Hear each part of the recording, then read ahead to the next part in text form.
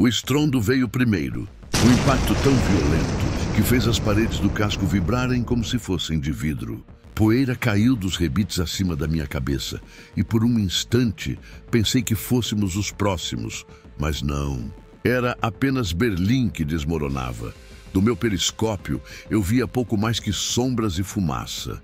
O Tiergarten, que um dia fora um parque cheio de vida, agora era um labirinto de árvores partidas, crateras de obus e colunas de fumaça que subiam como tochas fúnebres. Ao fundo, o Reichstag se erguia como um cadáver carbonizado, ainda orgulhoso, mas à beira da ruína. Eu tinha 45 anos e mais da metade deles se perderam em guerras. Em 1939, comandei um Panzer III nas planícies da Polônia. Um ano depois, avancei pela França à frente de um Panzer IV, rápido como uma flecha, esmagando colunas inimigas antes que tivessem tempo de reagir. Em Kursk e depois na Rússia, lutei dentro de um Panther. O orgulho da nossa indústria naquela época, quando ainda acreditávamos que a vitória era possível. Foram anos de fogo e ferro, e perdi a conta de quantos tanques vi arderem diante da minha mira. Talvez 50, talvez mais. E agora aqui estava eu, dentro do Königstiger, o rei dos tanques. 70 toneladas de aço, blindagem frontal de 180 milímetros, um canhão de 88 capaz de atravessar qualquer T-34 ou até mesmo os novos IS-2 soviéticos. Uma fortaleza sobre trilhos, tão temida que seu nome sozinho espalhava terror. Mas eu sabia a verdade. Nem mesmo um rei pode deter o fim de um império. O que é um gigante contra um oceano de inimigos? O que são minhas vitórias passadas diante da maré vermelha que se fecha sobre nós? Minha tripulação era uma mistura de juventude e exaustão. Franz, o carregador, tinha apenas 17 anos e suas mãos tremiam sempre que tocavam uma granada perfurante. Karl, meu motorista, era veterano da Frente Oriental, com o olhar vazio de quem já havia enterrado toda a esperança. No rádio, Otto, meticuloso e frio, captava mensagens cortadas dos soviéticos, vozes ásperas em russo que soavam cada vez mais perto. E ao meu lado, Hans, meu artilheiro, ainda acreditava que o 88 mm poderia virar o destino da guerra. Do lado de fora, restos de Volkssturm e alguns soldados da SS seguravam posições em prédios esburacados, armados com Panzerfausts e rifles enferrujados. Eu via seus rostos pálidos, sombras recortadas pela luz intermitente dos foguetes Katyusha que caíam como trovões vermelhos. Eles olhavam para o nosso Tiger como se fosse um deus de aço. Mal sabiam que estávamos tão condenados quanto eles. E então ouvimos o ronco metálico de motores se aproximando. Não era um só, eram vários. A cadência do T-34 era inconfundível, ágil, como lobos caçando em matilha. Mais ao fundo, um som grave, pesado, ritmado, como trovão. IS-2. Os soviéticos estavam vindo com tudo. Peguei o intercomunicador e falei: tripulação em posição. Este é o fim da estrada. Vamos fazer Berlim lembrar que ainda tem dentes. A voz no rádio veio carregada de estática, mas clara o suficiente para que todos entendessem. Ordem do comando. O Tiergarten deve ser defendido até o último homem. Nenhum blindado soviético deve atravessar em direção ao Reichstag. Otto, o operador de rádio, olhou para mim em silêncio. Ele não precisava repetir. Todos dentro do tanque já tinham entendido. Estávamos marcados para morrer aqui. Suspirei fundo e respondi apenas: compreendido. Era uma sentença. Defender o parque até o fim significava enfrentar não apenas os tanques, mas a maré interminável de artilharia e infantaria que o Exército Vermelho lançava sobre nós. Eu já não tinha ilusões sobre vitória. Mas havia algo maior do que nós. Resistir, atrasar, fazer o inimigo pagar caro por cada metro de Berlim. Franz, confirme as munições. Ele abriu as caixas de aço, a voz trêmula. 23 perfurantes, 9 explosivas. É tudo o que resta. Hans, ajuste a mira do 88. Quero pronto para engajar a 800 metros. O jovem assentiu. os olhos brilhando com uma confiança que eu não compartilhava. Carl, no assento do motorista, girava os controles, fazendo o motor Maybach rugir. O ronco grave preencheu o casco, como se o próprio tanque despertasse de um sono profundo, consciente do que o esperava. Do lado de fora, vi soldados da Volkssturm atravessando correndo, levando Panzerfaust nos ombros. Alguns mal tinham barba no rosto. Outros eram velhos demais, arrastando as pernas. A artilharia soviética martelava incessante. Cada explosão sacudia o chão, fazendo o King Tiger estremecer como se fosse uma fera impaciente. Peguei novamente o intercomunicador e falei com a voz firme. Homens, o comando nos deu a ordem. Defenderemos o Tiergarten até o último homem. Este tanque não recuará. No silêncio que seguiu, pude ouvir apenas o som das respirações. Franz fechou os olhos por um instante. Hans engoliu seco. Otto ajustou o fone como se fosse um capacete. Carl manteve as mãos firmes nos controles. Então, o primeiro ronco de T-34 ecoou mais próximo, como um animal farejando sangue. O coração da cidade batia com motores soviéticos. E nós, dentro do nosso rei de aço, esperávamos o impacto da tempestade. O chão vibrou antes que os motores surgissem à vista. Um tremor em rajadas, como se a terra respirasse pesado. Pelo mirante lateral, vi esteiras cortando lama e entulho. Os T-34 avançavam em velocidade, serpenteando entre carcaças e troncos partidos do Tiergarten. Vinham em manada, confiantes, aproveitando nossa lentidão. Atrás deles, as silhuetas mais pesadas dos IS-2 apareciam como montes de ferro rolantes. Alvo a 900 metros. Quadrante 3, anunciou Hans, voz tensa. Olhos colados na mira do KK-43 L-71. Otto repetiu a distância, cortada pela estática. Franz já segurava um perfurante, as mãos firmes apesar do tremor. Acionei o gatilho. O cano recuou com violência. O estalo atravessou o casco e uma fumaça quente invadiu o interior como um sopro de fornalha. O projétil assobiou e foi direto no flanco do primeiro T-34. Metal e fogo explodiram. A máquina inimiga virou uma carcaça fumegante que escorregou até o meio-fio. Um segundo de triunfo e pronto. A rua já se enchia de outros. A infantaria inimiga não tardou. Homens surgiam entre escombros, rastejando, jogando granadas por cima de muros baixos, apontando Panzerfausts de dentro de janelas. O cheiro de pólvora misturou-se ao de tecido queimado e óleo quente. Vi um grupo se compactar atrás de uma berlinda. Um rapaz de rosto jovem que ainda gritava algo em russo antes de se abaixar. Metralhadora coaxial, fogo de supressão à frente. Ordenei. Hans acionou a alavanca do MG-34 montado ao lado do canhão. Uma rajada rasgou o ar, estilhaçando vidraças e levantando torrões de terra. Carl girou o casco milímetros na direção certa, dando ao cano o ângulo para barrar a passagem. A Brown MG na frente cuspiu fogo curto sobre um beco onde homens tentavam se aproximar, e seus corpos curvando-se sob chuva de metal. As metralhadoras não eram para matar a tropa em massa, mas para quebrar o ímpeto, atrasar aqueles que carregavam tubos contra nós. Cada rajada comprimia os homens nos muros, obrigava-os a se reagrupar. Dava tempo para que o 88 preparasse um tiro certeiro. Franz enfiou outra munição no retículo, ruído seco do aço contra aço. Otto sussurrava faixas de coordenadas. Eu marcava alvos. Hans calculava penetração e ângulo como um relojoeiro nervoso. Mas havia um preço. Cada disparo revelava nossa posição com fumaça e som. Cada carcaça derrubada atraía mais sombras. Ao longe, ouvi o trovejar de um obus de 152 metros. A cidade respondia com sua própria artilharia. A cena virou um mosaico de fumaça, metal torto e gritos. Nós segurávamos a rua com canhão e metralha, mas sabia que a maré vinha, e vinha com mais do que apenas tanques. O primeiro impacto contra a blindagem frontal veio como um trovão.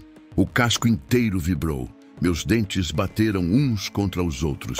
e por um segundo, Franz deixou cair a granada que carregava. "Acerto direto, mas sem penetração", gritou Hans, o rosto iluminado pelo reflexo da explosão lá fora. Outro estrondo, desta vez no flanco esquerdo. O som metálico ecoou, como se um martelo colidisse com uma bigorna. O Tiger resistia. Sua armadura espessa engolia golpes que destruiriam qualquer outro blindado. Mas cada impacto nos lembrava. Estávamos sendo caçados de todos os lados. Pelo periscópio, vi um IS-2 surgindo além dos destroços, o canhão de 121 mm, apontado como uma lança. Franz, perfurante." Ordenei. O garoto obedeceu, enfiando a carga na culatra com um estalo seco. Hans ajustou a mira, respiração presa. O disparo do nosso 88 mm veio como um trovão, e vi a lateral do gigante soviético arder em chamas. Por um instante vibrei com eles, mas logo percebi as sombras de outros 2 IS-2 avançando atrás, enquanto os T-34 corriam pelos flancos como hienas em volta de um leão cansado. A infantaria inimiga se infiltrava entre os escombros, cada vez mais perto. Rajadas de PPS-41 choviam contra o casco, estalando como chuva de ferro. Vi um deles, corajoso ou insano, correr com uma carga oca presa ao peito, tentando colar no flanco do nosso tanque. "Metralhadora lateral, fogo!" berrei. Carl abriu o gatilho da MG, rajadas atravessaram o ar. O soldado caiu antes de alcançar o casco. Mas para cada corpo no chão, 10 avançavam. Os Panzerfausts inimigos cuspiam fogo das janelas. As granadas batiam no teto e explodiam em estilhaços. O céu sobre Berlim parecia um inferno particular. Foguetes Katyusha riscando em arco, artilharia de 150 mm batendo em cadência e o rugido contínuo de motores soviéticos. Dentro do casco, o ar era pesado de suor, pólvora e medo. Franz engasgava cada vez que manuseava uma carga. Otto, com os fones no ouvido, repetia em voz baixa: "Eles estão nos cercando. Eles estão por toda parte." Hans mordeu os lábios até sangrar, mas manteve o olho na mira, procurando um alvo que pudesse nos dar alguns segundos a mais. Eu sabia que estávamos cercados. O King Tiger ainda rugia, mas o círculo se fechava como uma corrente de ferro. A cada disparo, a cada rajada, sentíamos não só o casco estremecer, mas também nossa própria esperança sendo esmagada. As ondas vinham em ciclos, avanços, recuos, o mesmo chão regurgitando inimigos até que nossas defesas começassem a desabar. Cada tiro nos custava uma carga. Cada rajada das metralhadoras sacudia a esperança. Franz já estava pálido. Suas mãos cortadas pela fuligem tremiam quando trocava as munições. Otto tinha os ouvidos zumbindo depois de estilhaços de vidro e comunicações estáticas. Hans limpava o suor do rosto com o dorso da mão, os dedos manchados de graxa. No rádio veio a voz do comando, grave e sem rodeios. "Ordem. Furem o cerco e dirijam-se às linhas americanas." A palavra fugir não apareceu. Furar o cerco. Não era rendição nem evacuação organizada. Era um golpe de força através de um nó de ferro e fogo. Eu soube, no mesmo instante, que aceitar significava abandonar posições amigas e deixar homens para trás. Recusar significava morrer onde estávamos. Era a decisão que pesava mais que qualquer obus. "Preparar para avanço a toda", disse eu. "Vamos atravessar na direção das linhas americanas, em formação baixa. Quem puder cobrir, cobre. Quem não puder, segue. Entendido?" O motor respondeu com um rugido. Carlo apertou os controles, olhos grudados nos instrumentos, mãos com calos de quem já viu motores morrer antes. Ajustei a suspensão para reduzir o centro de gravidade. Precisava evitar que nossas esteiras partissem ao atropelar escombros. Hans e Franz empilharam as últimas cargas perfurantes ao alcance. Otto retransmitiu a coordenação com os poucos pontos de referência que ainda tínhamos. Uma chaminé ao longe, a curva do canal, um prédio sem telhado que serviria de marca. Largamos. O King Tiger avançou como uma besta furiosa. Barro e estilhaços voando. As metralhadoras cuspiram fogo para manter a infantaria inimiga abaixada. O 88 raspava a paisagem a cada abertura, cortando blindados que ousavam aparecer. Senti o casco bater contra escombros que podiam ter partido uma esteira. Ouvi o rangido das engrenagens como dentes de metal rangendo em protesto. E ainda assim, Carl mantinha o curso. Não foi sem preço. Uma rajada certeira atingiu a suspensão traseira. Senti o tanque puxar para o lado. Franz gritou. Um estilhaço raspou sua perna. Otto jurou, mão sobre o ouvido. Um IS-2, surgido de entre prédios, cravou um tiro que arrancou parte da torre. Nossa vista ficou turva por fumaça e poeira. Perdemos velocidade, mas não a direção. Vi o brilho prateado das placas dos americanos ao longe. Uma promessa e uma miragem. O cerco, por um momento eterno, abriu como pele cortada. Pudemos passar por uma avenida que ainda respirava fogo e corpos. Atrás de nós, a cidade continuava a arder. À frente, a chance de sobrevivência se misturava ao medo do que encontraríamos nas linhas aliadas. Quando finalmente deixamos o último bolsão de arame farpado para trás, ninguém comemorou. Havia apenas a respiração pesada e o ruído do motor morrendo um pouco, como se também ele precisasse recuperar o fôlego. Olhei para os meus homens, olhos fundos, bocas secas, e soube que, se chegássemos às linhas americanas, não seríamos os mesmos. Mas chegar era tudo o que importava naquele momento. Avançávamos, um monstro de aço atravessando um tecido de cidades feridas, e por um momento pensei que a máquina nos levaria até a salvação. O brilho distante das placas americanas parecia se mover mais devagar do que o próprio tempo. Carl lutava com os controles, como se cada marcha fosse um ato de vontade. Hans lia a paisagem procurando qualquer sombra de perigo. Franz mordia o lábio até deixá-lo branco. Então veio o tiro que mudou tudo. Um estrondo seco, mais objetivo que os outros. O obus soviético que nos encontrou tinha precisão de punho de ferro. A esteira lateral explodiu como corda rompida. Um ruído de metal retorcido que fez o casco inclinar-se de lado. O King Tiger, aquela fortaleza ambulante, cambaleou e perdeu a aderência. Tentei compensar, puxei o manche. Senti a torre ranger de maneira diferente, mais humana. O motor soltou um gemido grave. E a fumaça, que antes saía pelas chaminés do cano, passou a invadir o interior como se o tanque respirasse sua própria morte. Esteira do lado direito danificada, gritou Carl, a voz cortada pela poeira. Franz olhou para a perna, onde um estilhaço havia cavado a pele. Otto tentava contato no rádio, sem resposta. O silêncio do canal era um peso. Sabíamos o que isso significava. Um King Tiger parado é um alvo. Uma locomotiva sem trilho, vulnerável e inútil. Tentativas de reparar sob fogo eram loucura. O tempo não nos pertencia mais. Olhei para meu homem mais jovem, para o veterano ao volante, para o operador que antes parecia feito de aço. Vi tudo o que restava. 16 cargas contadas, 3 perfurantes, ossos cansados e uma ordem mais antiga que nós para viver. Saída imediata, disse. Abandonar o veículo. Em silêncio. Em formação baixa. Sigam as sombras até as linhas americanas. Abrimos a escotilha. O ar frio de Berlim nos atingiu como uma bofetada. Cheiro de fuligem, sangue e chuva. A cabeça do jovem Franz parecia menor à luz do céu. Hans olhava uma última vez para o canhão, como quem se despede de um amigo. Otto deixou o rádio cair, mãos trêmulas sobre o corpo do aparelho. Carl puxou a alavanca para trás com força, segurando as lágrimas que ninguém poderia ver.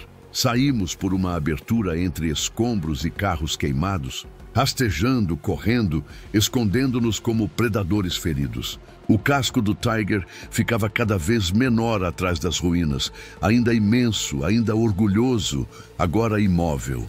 Ouvi atrás de nós o som de passos, vozes e depois, mais longe, disparos. Seguimos. A cada metro que nos afastávamos, a imagem do monstro paralisado queimava na minha memória. Quando paramos, ofegantes e semi-ocultos, olhei para trás uma última vez. O King Tiger jazia inclinado sobre a esteira estourada. torre apontada para o céu, cheio de fumaça. Havia chamas pequenas vindo do compartimento do motor, lambendo a lataria. Em volta, corpos e escombros faziam um círculo de silêncio. Senti uma mistura que não sabia nomear. Alívio por ter saído, culpa por abandonar a máquina que carregara nossos dias. Respeito quase religioso pelo aço que por tanto tempo nos dera abrigo. Aquele tanque, tão vivo enquanto andou, tornara-se um monumento inevitável. Um gigante de metal deixado para trás, guardando um pedaço de cidade que já não pertencia a ninguém. Caminhamos em direção às linhas americanas. O som das botas no cascalho era pequeno, diante do rugido distante da artilharia, mas ainda assim, firme. Carregávamos feridas, memórias e o peso de quem viu um império ruir. Atrás de nós, o último Tiger ergueu-se entre fumaça e ruínas, um memorial não de glória, mas de fim. E enquanto desaparecíamos entre as sombras, pensei, o aço permanece, as histórias também. E ambas, um dia, contariam o que fomos e o que nos custou chegar até aqui.